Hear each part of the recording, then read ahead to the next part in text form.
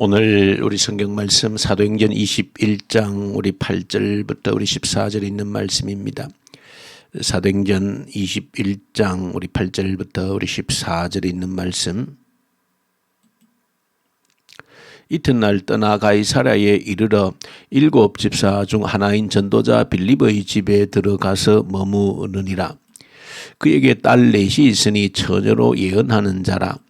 여러 날 머물러 있더니 아가보라 하는 한 선지자가 유대로부터 내려와 우리에게 와서 바울의 띠를 가져다가 자기 수족을 잡아매고 말하기를 성령이 말씀하시되 예루살렘에서 유대인들이 이같이 이 띠 임자를 결박하여 이방인의 손에 넘겨주리라 하거늘 우리가 그 말을 듣고 그곳 사람들과 더불어 바울에게 예루살렘으로 올라가지 말라 권하니 바울이 대답하되 여러분이 어찌하여 울어 내 마음을 상하게 하느냐. 나는 주 예수의 이름을 위하여 결박당할 뿐 아니라 예루살렘에서 죽을 것도 각오하였노라 하니 그가 고난을 받지 아니하므로 우리가 주의 뜻대로 이루어지이다 하고 그쳤노라. 아멘. 오늘 우리 사도행전 우리 21장에 있는 말씀을 우리가 함께 묵상을 하게 됩니다. 사도행전 우리 21장은 이제 바울이 예루살렘으로 이제 들어가는 그 과정과 또 예루살렘에서 일어났던 일들을 기록해 주고 있습니다. 오늘 21장에 기록되어져 있는 내용을 통해서 저와 여러분들은 하나님 나라의 역사, 하나님께서 하나님 나라의 역사를 어떻게 만들어 가시는가에 대한 또 한 가지의 깊은 통찰을 배우게 됩니다. 그것은 어떻게 보면 우리가 조금 궁금하고 또 의문스럽게 생각할 수 있는 그런 내용들이 오늘 본문 속에 기록이 되어져 있기도 합니다. 바울이 에베소 장로들을 만나고 떠난 이후에 이제 예루살렘으로 배를 타고 들어오기 위해서 물론 그 배라고 하는 것은 바울을 위한 전세 배가 아니기 때문에 여러 항구마다 필요에 의해서 정박을 하게 되어집니다. 먼저 본문에 보시면 두로항에 정박했다라고 기록합니다. 1회 정도를 거기에서 머물렀는데 바울은 그 두로에 있던 예수님의 제자들과 함께 교제를 나누었음을 기록합니다. 근데 그 두로에서 예수님의 제자들을 만났을 때의 일을 기록하고 있는데 거기에 두로에 있었던 그 제자들이 바울에게 말합니다. 근데 말할 때 그냥 말했다라고 하지 않고 성경에 분명코 기록하기를 성령에 감동해서 두로에 살고 있던 예수님의 제자들이 그저 자신의 생각을 말한 것이 아니고 성령의 감동을 가지고 예루살렘으로 가지 말라는 것입니다. 아마 그들도 이미 예루살렘이 얼마나 험악하고 또 바울에 대한 위협과 살기가 등등한지를 그 멀리서도 이미 듣고 있다는 것을 보여주고 있는 겁니다. 그래서 이 두로에 있던 그 제자들이 그 성령의 인도, 성령의 감동을 가지고 바울에게 가지 말라 그렇게 간곡하게 부탁을 한 것입니다. 그래도 바울은 그들의 뜻에 동의하지 않고 그들과 눈물로 작별을 하고 계속해서 길을 가게 되어지는 것이죠. 그것을 보면 이미 바울은 마음속에 작정을 한 것입니다. 우리 어제 묵상했던 것처럼 그 드로아에서 아소까지 홀로 걸어가면서 하나님 앞에 이 문제를 두고 깊이 기도하고 이미 마음에 굳은 결단을 했다라고 하는 것을 보여주는 것입니다. 그래서 이제 두 번째 정박해 들어간 곳이 가이사랴입니다. 그 가이사랴에서는 특별히 초대교회 7명의 일꾼 집사라고 일컬어지는 그 빌립의 집에 들어가서 잠시 머물게 되어집니다. 그 빌립의 집에 갔을 때에 마침 그 예루살렘에서 방금 내려온 아가보라고 하는 이 선지자를 만나게 됩니다.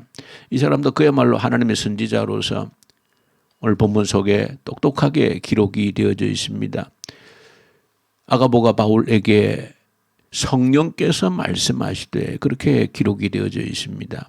성령께서 말씀하시되 특별히 아가보는 그 예루살렘에서 올 때 그 바울이 아마 사용했던 허리띠 같은 그 띠를 보여주면서 이 띠 임자가 오기를 예루살렘 사람들이 기다리고 오면은 잡아서 결박해서 정말로 죽여버리겠다라고 하는 그런 살기등등한 사람들이 득실거린다는 것입니다. 그래서 결단코 예루살렘으로 가서는 안 된다라고 성령께서 그렇게 말씀하셨다 하고 아가보 선지자가 바울에게 말한 것입니다. 그래서 그 여러 사람들도 함께 있던 사람들도 간곡히 이 바울에게 예루살렘으로 가지 말 것을 또 마지막으로 권유를 하게 됩니다. 그럴 때에 바울이 마지막으로 그들에게 자신의 결단을 다시 밝혀주고 있습니다. 나는 죽기를 각오했다. 예루살렘에서 내게 죽음이 기다린다 해도 내 것을 거부하지 않겠다라고 이미 마음에 결단했다 라고 할 때에 더 이상 그 제자들이 바울의 길을 막지 않고 마지막 14절에 보시면 주의 뜻대로 이루어지기를 바랍니다 하고 이제 그 서로 만류하는 그런 일들이 일단락되어지는 것을 보여주고 있습니다. 여기서 우리가 한 가지 중요하게 이제 보셔야 되는 것은 두로의 제자들이나 또 아가보라고 한 선지자가 분명히 성경에 그들이 성령의 감동에서 성령이 말씀하심에 따라서 바울에게 가지 말라고 한 것입니다. 그럼에도 바울은 가겠다라고 하는 것입니다. 여기에서 똑같이 성령의 인도함을 받는데 다른 것입니다. 두로의 제자들이나 아가보 선지자가 성령의 인도함을 받은 응답이라고 하는 것은 바울이 예루살렘에 가서는 안 된다라고 하는 것입니다. 근데 바울은 가겠다라고 하는 것입니다. 이 충돌하는 것이죠. 여기서 참 여러분들이 성령의 인도하심이라고 하는 오묘한 더 깊은 뜻과 어떤 내용을 여러분들이 만나고 배우게 되어지는 것입니다. 그렇다면 바울이 성령의 뜻을 반대해서 가느냐? 결코 그런 것이 아니죠. 바울이 그 드로아에서 아소까지 홀로 걸으면서 무엇을 추구했겠습니까? 무엇을 기도했겠습니까? 자신의 어떤 계획이나 자신의 생각을 하나님께 관철시키기 위해서 하나님 내가 이렇게 하고 싶습니다 하고 때를 쓴 것은 결코 아니지 않겠습니까? 홀로 2박 3일 동안 그 산길을 걸으면서 오직 하나님 앞에서 성령의 인도함을 받으면서 깊은 성령의 인도를 구했지 않겠습니까? 정말로 하나님이 기뻐하시는 뜻이 무엇인지를, 하나님의 진실로 내가 지금 이 예루살렘 가는 길을 정말로 가지 말기를 원하시는지, 지금이라도 발길을 돌려서 저 로마로 바로 가기를 원하시는지, 그래도 이 길을 끝까지 예루살렘으로 가 주기를 원하시는지 바울이 깊이 하나님 앞에 묻고 하나님의 깊은 뜻을 헤아리는 그 결단이 바로 드로아에서 아소까지 홀로 걸어가면서 결단을 한 것입니다. 그러므로 여기서 여러분들이 한 가지 중요한 성령의 인도함을 받는다라고 할 때에 중요한 내용을 배우게 되어지는 것입니다. 성령의 뜻이라고 하는 것은, 하나님의 뜻이라고 하는 것은 그 깊이와 정도가 다 다르다라고 하는 것입니다. 똑같이 예수를 믿고 믿음 생활을 하더라도 우리의 믿음의 그 정도에 따라서 성령님의 인도를 받는다라고 하는 것은 그 차이가 있다는 것이, 그 깊이가 다르다라고 하는 것을 보여주는 것입니다. 그러므로 오늘 본문을 통해서 우리가 한 가지 결론을 얻을 수 있는 것은, 하나님 나라의 역사가 어떻게 만들어지는가라고 할 때에 오늘 본문을 통해서 분명히 한 가지 결론을 얻을 수 있는 것은, 하나님 나라의 역사라고 하는 것은 그 성령의 인도함을 동일하게 받지만은, 그러나 누가 더 깊이 하나님의 뜻을 헤아리는 성령의 인도를 받느냐, 더 깊은 하나님의 뜻을 헤아리는 사람, 더 깊이 성령의 인도를 민감하게 받아서 따라가는 사람, 그 사람에 의해서 하나님 나라의 역사가 만들어진다라고 하는 것을 오늘 본문을 통해서 우리에게 일깨워주는 중요한 교훈이 담겨져 있다는 것입니다.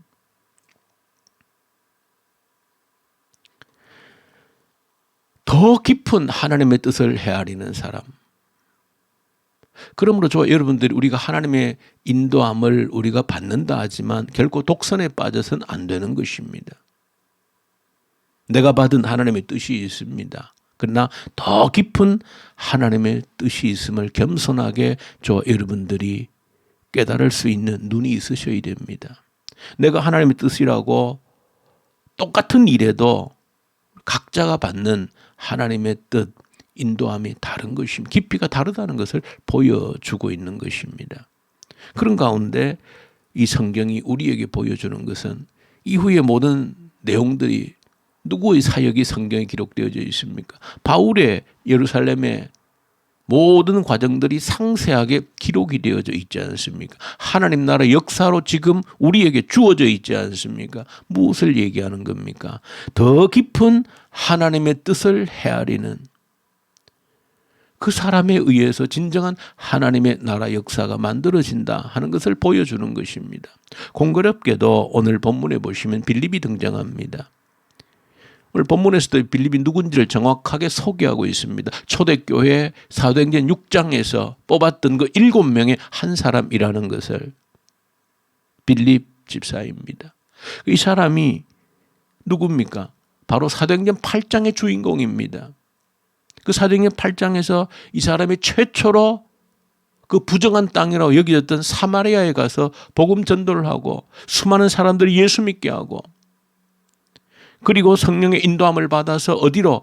저 광야로 인도함을 받아서 그 에디오피아 간닥의 여왕의 국고를 맡고 있는 그 내시에게 가서 복음을 전했던 그 지금도 역사적으로 저 에디오피아의 기독교라고 하는 것은 바로 이 빌립의 전도를 통하여서 시작되어졌다라고 할 정도로 그렇게 이 사도행전 8장의 주인공으로 쓰임받던 사람이 이 빌립입니다. 그런데 이 빌립이 지금 이 가이사랴에서 다시 바울을 만나게 되어지는 겁니다. 그러나 뭔가 이 바울과 빌립의 어떤 대조를 사실은 묘하게 보여주고 있는 겁니다.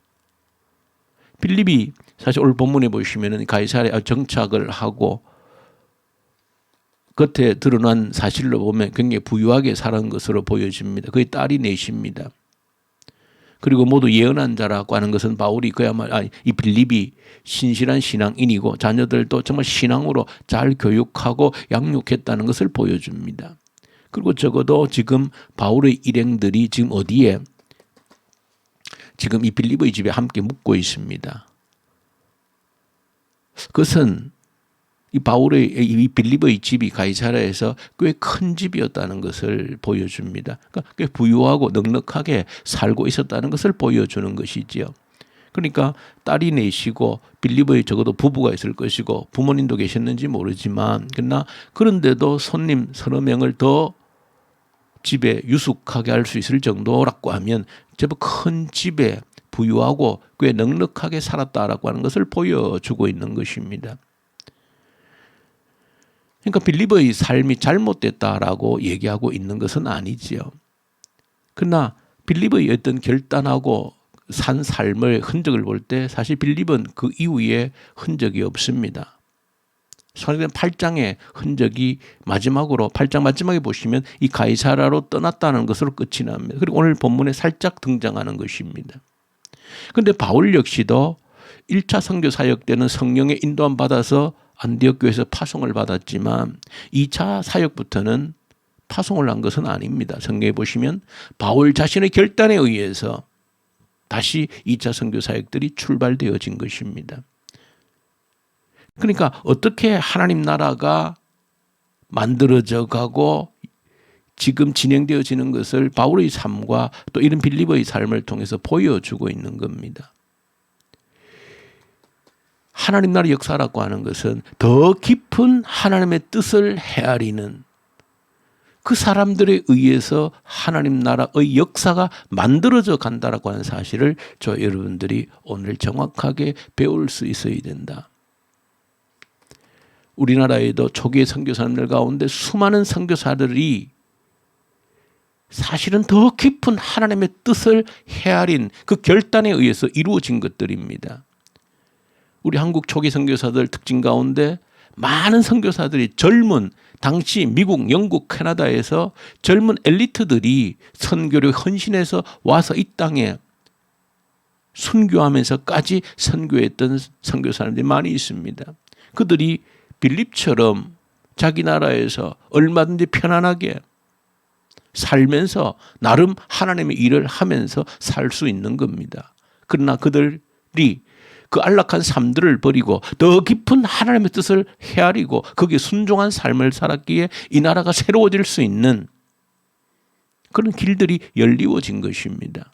이처럼 하나님 나라의 역사라고 하는 것은 똑같이 하나님의 뜻을 헤아리지만 더 깊은 하나님의 뜻을 헤아리는 사람. 바울이 기도했을 때 예루살렘으로 가야 됩니까? 아마 성령께서도 어떻게 생각하면 그렇게 응답하셨으리라 생각합니다. 가지 말라. 안 가도 된다. 너가 굳이 가지 않아도 된다. 거기 죽을 수도 있다 가면. 근데 아마 뭔가 그런 대화 속에서 바울은 그 하나님께서도 아마 떠밀지는 못하지만 차마 말하지 못하지만 하나님 마음속에 남아있는 그래도 누군가 가주기를 원하는 그 깊은 마음을 바울이 그 하나님 마음을 헤아렸지. 그렇기 때문에 그 헤아렸기 때문에 죽기를 각오하고 이것이 더 깊은 하나님의 뜻이라고 확신했기 때문에 죽기를 각오해서라도 가겠다라고 결단한 것입니다. 거기 어떤 자기 욕심이나 자기 어떤 계획을 뜻을 이루기 위해서 결단한 것이 손톱만큼도 없는 것이죠. 이 새벽에 저 여러분들 하나님의 나라가 이렇게 이루어져 가는 것이구나. 하나님 나라의 역사는 이런 사람들에 의해서 만들어져 가는 것이구나 하는 것을 다시 한 번 더 저 여러분들이 깨닫고 우리의 하나님 앞에서의 결단과 각오라고 하는 것이 좀 더 깊은 작년보다도 올해보다도 내년이 좀 더 깊은 하나님의 뜻을 헤아려서 순종하며 우리의 삶을 들여서 하나님 나라 역사를 만들어가는 그런 주인공들로 쓰임받는 삶이 되기를 원하는 기도가 이 새벽에 드려지기를 간절히 소망합니다. 우리 주님 아버지 감사합니다. 부족하지만 그래도 조금 더 깊이 하나님의 뜻을 헤아리며 우리의 삶을 드릴 수 있는 저희들이 되게 하시옵소서. 예수님 이름으로 기도 올려드립니다. 아멘. 하늘에 계신 우리 아버지, 아버지의 이름을 거룩하게 하시며 아버지의 나라가 오게 하시며 아버지의 뜻이 하늘에서와 같이 땅에서도 이루어지게 하소서. 오늘 우리에게 일용할 양식을 주시고 우리가 우리에게 잘못한 사람을 용서하여 준 것 같이 우리 죄를 용서하여 주시고 우리를 시험에 빠지지 않게 하시고 악에서 구하소서. 나라와 권능과 영광이 영원히 아버지의 것입니다. 아멘. 말씀을 붙들고 간절히 기도로 올려드리십시다. 하나님의 좀 더 깊은 뜻을 헤아리고 내 삶을 드리게 하셔서 하나님 나라의 역사를 만들어가는 주인공이 되게 해 주십시오. 이 나라를 북한 땅을 올려드리십시다. 이 땅에 하나님께서 인정하고 하나님을 두려워하는 자들이 이 땅의 지도자들로 세워지게 하시고 악한 정권이 소멸되게 하시고 다시 한번 복음의 부흥의 계절이 오게 하시옵소서. 코로나 앞에서 하나님의 얼굴을 구하고 뜻을 구하고 우리의 믿음을 더욱더 견고하게 다져서 다가오는 시대를 준비할 수 있는 기회로 삼게 하여 주십시오. 오늘 목요일 하프 기도를 기도하십시다.